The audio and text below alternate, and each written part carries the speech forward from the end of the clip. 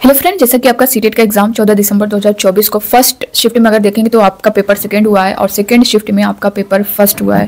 तो यहाँ पे इस वीडियो में हम लोग जो पेपर फर्स्ट में सीडीपी के क्वेश्चन पूछे गए हैं, हम सारे क्वेश्चन को सॉल्व करेंगे 30 क्वेश्चन को, और बहुत ज़्यादा टाइम नहीं लेंगे। हम लोग डिटेल नहीं देखेंगे, सिर्फ आंसर जो है देखते हुए चलेंगे, क्योंकि बहुत सारे अभ्यर्थियों के जो आपका फर्स्ट शिफ्ट में जो पेपर सेकेंड हुआ है उसमें मैंने सॉल्व कराया, तो कुछ होता है ना कि आंसर बताते हुए जो है थोड़ा डिटेल में बताने लगते हैं। तो बहुत सारे अभ्यर्थियों कमेंट आ रहे थे कि मैम अभी जो है डिटेल बाद में बताइएगा, 2-3 दिन बाद आप जो है उस पर सारे क्वेश्चन को लेकर के डिटेल बताइएगा, मगर अभी जो है आप सिर्फ आंसर बता दीजिए, जिससे हम जो है अपने जो आंसर उन्होंने करके आए हैं उससे मैच कर पाएँ कि कितना करेक्ट हुआ है नहीं हुआ है। तो हम फटाफट जो है सिर्फ आंसर ही देखेंगे, डिटेल जो है बाद में जो है 2-3 दिन बाद वीडियो फिर से आपको मिल जाएगी डिटेल वाली। फिलहाल यहाँ पे फटाफट कम टाइम में हम लोग आंसर देखने वाले हैं। तो सबसे पहले आप लोग विजडम मास्टर चैनल को सब्सक्राइब कर लीजिए, क्योंकि आपका जो 15 को भी एग्जाम है फर्स्ट शिफ्ट में, सेकंड शिफ्ट में, तो सभी क्वेश्चन हम लोग यहाँ पे सब्जेक्ट वाइज सॉल्व करेंगे। आप यहाँ पे सीडीपी का देख सकते हैं, अगर पेपर 2 आपने दिया है तो उसका भी जो है मैंने पूरा सब्जेक्ट वाइज दिया है, आप लोग आंसर की वहां से देख सकते हैं। तो पहला क्वेश्चन देख पा रहे होंगे, गति संवेदी शिक्षार्थी डैश के माध्यम से सीखना पसंद करते हैं। ये क्या सीखना पसंद करते हैं? तो करने और चलने। इसमें जो फोर्थ वाला ऑप्शन है ना, ये बिल्कुल करेक्ट हो जाएगा। दोस्तों हम बिल्कुल टाइम नहीं लेंगे, सिर्फ जो है फटाफट आंसर ही करेंगे, आप लोग अपने आंसर को मैच करते हुए चलेगा। वाइगोस्की के सीखने और विकास के सिद्धांत के अनुसार निम्नलिखित में से कौन सा आलंबन का उदाहरण है? तो इसमें जो करेक्ट आंसर होगा आपका, किसी कार्य को छोटे चरणों में तोड़ना और आवश्यकता अनुसार सहायता प्रदान करना। सेकेंड ऑप्शन आपका बिल्कुल करेक्ट हो जाएगा। थर्ड क्वेश्चन यहाँ पे देख सकते हैं, आपका अगर ये सेट होगा दोस्तों सीरियल वाइज आपको सब कुछ मिल जाएगा, मगर अगर इसके अलावा अगर आपका कोई अदर सेट होगा तो क्वेश्चन इधर उधर होगा, आप लोग जो है मैच कर लीजिएगा, क्वेश्चन ऑप्शन देख कर ही मैच करिएगा। यहाँ पे रचनावादी दृष्टिकोण से इसका जो करेक्ट आंसर है थर्ड ऑप्शन, थर्ड क्वेश्चन का, सीखना वर्तमान समझ का विस्तार और परिवर्तन है। तो इसमें थोड़ा सा दोस्तों देखिए, थोड़ा सा रचनावादी दृष्टिकोण से अगर सही देखा जाए तो सीखना वर्तमान समझ का विस्तार और परिवर्तन है, लेकिन थोड़ा सा यहाँ पे लग रहा है कि सीटेट अगर बदलाव करेगा तो इस क्वेश्चन पे कर सकता है। ठीक है, तो फिलहाल आप इसी को ही मान के चलिए। ठीक है, अगला जो क्वेश्चन है, लेखन वैकल्य की विशेषता है, क्योंकि जो डाउट वाले क्वेश्चन है मैं बता दे रही हूँ, जो आपका पेपर सेकंड हुआ है सीटेट का, उसमें भी 2 क्वेश्चन डाउट वाले हैं, तो हो सकता है सीटेट अपनी तरफ से कोई आंसर दे दे। तो फिलहाल मैंने जो डाउट वाला है मैंने बताया कि इन दोनों में से कोई भी हो सकता है, क्योंकि इस तरह के क्वेश्चन देखने को मिलते हैं जिसमें फाइनल जो आंसर की आती है, पहले प्रोविजनल आएगी, फिर उसमें ऑब्जेक्शन किया जाता है, तो फिर फाइनल आंसर की भी आती है, तो आपको देखने को चेंज मिलेगा कुछ क्वेश्चन। लेखन वैकल्य की विशेषता है, तो इसका जो करेक्ट आंसर होगा वो होगा लिखित कार्य में चुनौती। अगला क्वेश्चन यहाँ पे दोस्तों अभिकथन और कारण से है। अभिकथन ए में अगर आप देखेंगे तो शिक्षिका को अपनी कक्षा के लड़कों को खेलों में भाग लेने के लिए प्रोत्साहित करना चाहिए, वह लड़कियों को कला अलंकरण के कार्य देने चाहिए। तो ये आपका गलत है। बच्चे मुख्य रूप से अंतर्निहित जैविक भिन्नताओं के कारण जेंडर भूमिकाएं ग्रहण करते हैं, ये भी गलत है। तो आपका ए और आर दोनों गलत है, थर्ड ऑप्शन बिल्कुल करेक्ट हो जाएगा। 6 आप देख पा रहे होंगे, समावेशन को बढ़ावा देने के लिए क्या आवश्यक है? तो इसको बढ़ावा देने के लिए लचीला जो है पाठ्यक्रम, सहयोगात्मक अधिगम और गम इमारतें जो है, फर्स्ट सेकेंड थर्ड जो है ये फोर्थ जो है ये करेक्ट हो जाएगा, फर्स्ट वाला ही ऑप्शन। आप लोग मैच करते हुए चलेगा और अपने आंसर जो टोटल आपके कितने नंबर बन रहे हैं सीडीपी में सब्जेक्ट वाइज, जैसा कि मैं वीडियो दे रही हूँ तो आप सब्जेक्ट वाइज भी बता सकते हैं। शिक्षकों को ध्यान न्यूनता अतिक्रियाशीलता विकार से जूझ रहे छात्रों की आवश्यकता का ध्यान रखते समय किससे बचना चाहिए? तो किससे बचना चाहिए? विकर्षण और शोर से बचना चाहिए, सेकेंड ऑप्शन आपका करेक्ट हो जाएगा। अगला क्वेश्चन है दोस्तों, हार्वर्ड गार्डनर के अनुसार एक वैज्ञानिक बुद्धि का उच्च प्रदर्शन करेगा, जबकि एक मूर्तिकार में किस बुद्धि की उच्च बुद्धिमत्ता होगी? तो ये होगा प्रकृतिवाद और स्थानिक।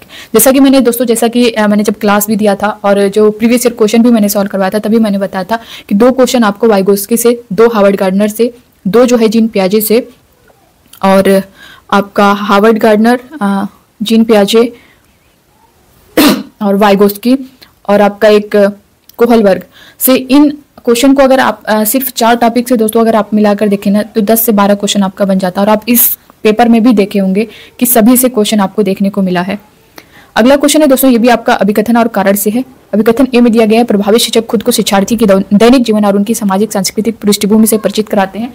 कारण आर में दिया गया है, सीखना एक सामाजिक संदर्भ में होता है। तो इसमें ए और आर दोनों सही है, ए की आर जो है सही व्याख्या करता है, फोर्थ वाला ऑप्शन बिल्कुल करेक्ट हो जाएगा। पियाजे ने संज्ञानात्मक विकास का किस प्रकार वर्णन किया है? तो इसमें 4 गुणात्मक रूप से भिन्न चरण में, तो इसको मैंने बहुत अच्छे से आपको बताया है, ये सब क्वेश्चन आपका गलत नहीं होना चाहिए। अगला क्वेश्चन यहाँ पे देख सकते हैं दोस्तों, पियाजे के संज्ञानात्मक विकास के सिद्धांत के संवेदी चालक अवस्था के दो महत्वपूर्ण संज्ञानात्मक विकास मील के पत्थर हैं। इसमें वस्तु अस्थायित्व और अस्थगित अनुसरण जो है फोर्थ वाला ऑप्शन करेक्ट हो जाएगा। तो आप यही देख सकते हैं 2 क्वेश्चन आपको जीन पियाजे से रिलेटेड मिल गया है। यहाँ पे अगला क्वेश्चन है, निम्न में से कौन सा बाहरी अभिप्रेरणा का सही वर्णन करता है? तो ये है अभिप्रेरणा जो वातावरणीय परिणामों से आती है। सेकेंड ऑप्शन बिल्कुल करेक्ट होगा। अगला क्वेश्चन यहाँ पे है दोस्तों कि अर्थपूर्ण अधिगम मुख्य रूप से किसके बारे में नहीं है? अर्थपूर्ण अधिगम मुख्य रूप से जो है किसके बारे में नहीं है? तो ये है जानकारी को रटना। सेकंड ऑप्शन करेक्ट हो जाएगा। अगला क्वेश्चन है, वाइगोस्की के अनुसार बच्चे स्वयं से बात करते हैं, ये जो है विचार और आत्मनियमन में सहायता के लिए। सेकंड ऑप्शन बिल्कुल करेक्ट। अगला क्वेश्चन है, निम्नलिखित में से कौन सा कथन विकास के समीप दूराभिमुख सिद्धांत का प्रतिनिधित्व करता है? तो ये है आपका मोतियों को धागे में पिरोने से पहले बच्चे गेंद को पकड़ने की क्षमता विकसित करते हैं। ये बिल्कुल करेक्ट हो जाएगा। ये हम लोग जो आपका पेपर सेकंड हुआ है सीटेट का 14 दिसंबर को, उसमें सीडीपी के जो क्वेश्चन पेपर फर्स्ट जो आपका हुआ है उसमें सीडीपी के जो क्वेश्चन पूछे गए उन्हें सॉल्व कर रहे हैं। और प्लीज आपसे रिक्वेस्ट है दोस्तों, इस वीडियो को ज़्यादा से ज़्यादा लोगों तक शेयर कर दें ताकि ज़्यादा से ज़्यादा लोग जुड़ सके। यहाँ पे विकास के संदर्भ में एक समय सीमा जिसमें एक व्यक्ति विशिष्ट उत्प्रेरणाओं के प्रति परिवर्धित संवेदनशीलता रखता है जिससे कि वह कुशल तरीके से कार्य करने के लिए विशेष कौशल विकसित कर सके, वह विकास की क्या कहलाई जाती है? तो वो चुनौतीपूर्ण अवधि कहलाई जाती है। फोर्थ वाला ऑप्शन इसका करेक्ट हो जाएगा।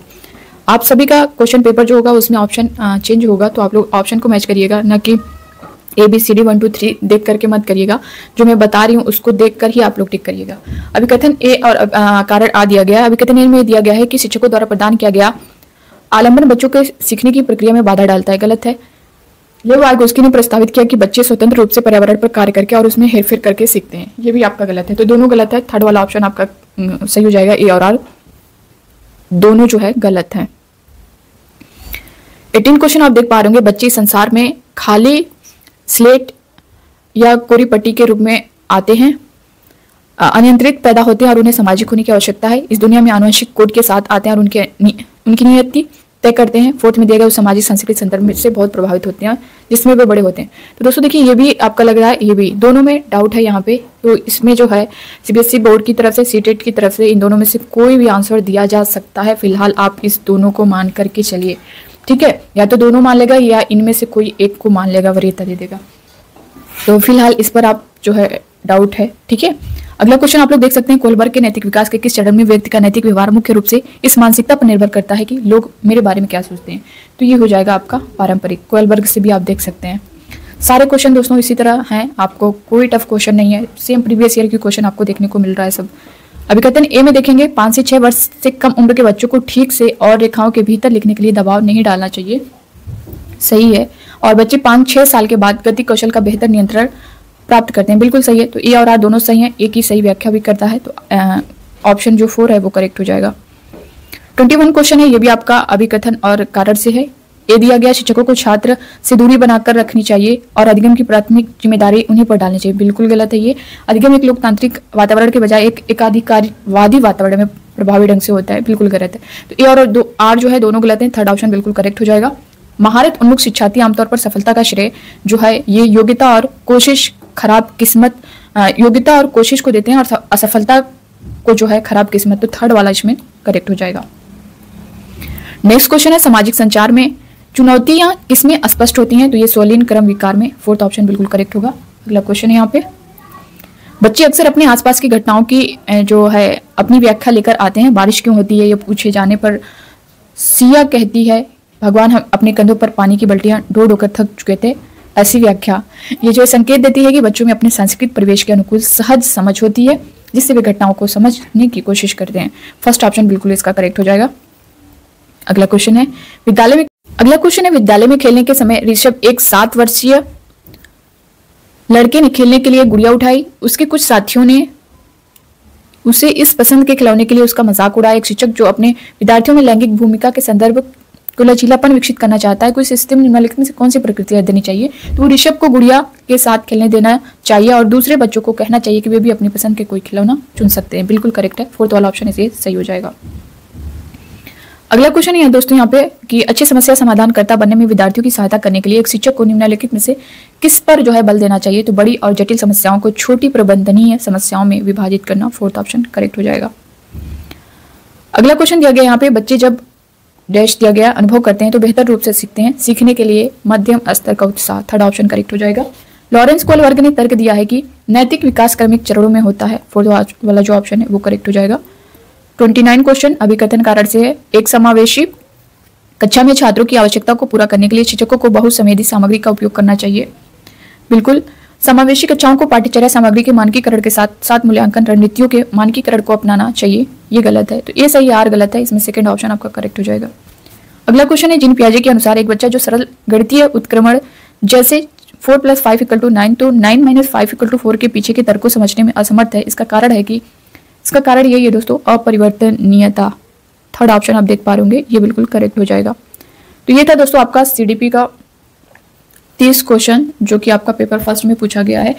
और सीरियल वाइज आप सभी देख सकते हैं, ईवीएस का, आपका मैथमेटिक्स का, language first Hindi, language second में आपने जो भी ले रखा हो सभी का मैंने सॉल्व करवाया। तो आप लोग विजडम मास्टर चैनल पर जब जाएंगे, विजडम मास्टर चैनल को सर्च करिएगा और जैसे ही उस चैनल पर लोगों पर क्लिक करेंगे तो वीडियोज़ में आपको सभी सीरियल वाइज 14 दिसंबर के जितने पेपर हुए हैं, जो आपका पेपर फर्स्ट पेपर सेकंड हुआ, सब्जेक्ट वाइज अलग अलग मैंने दिया है। तो सब्जेक्ट वाइज आप देख सकते हैं फटाफट।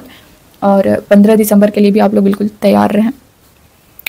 तो बस इसमें इतना ही। बाकी दोस्तों आप लोग विजडम मास्टर चैनल को सब्सक्राइब जरूर कर लीजिएगा। यहाँ पर आपको सीटेट से रिलेटेड, स्टेट टेट से रिलेटेड, किसी भी शिक्षक भर्ती से रिलेटेड हर अपडेट आपको टाइम पर मिलती रहेगी। Thank you.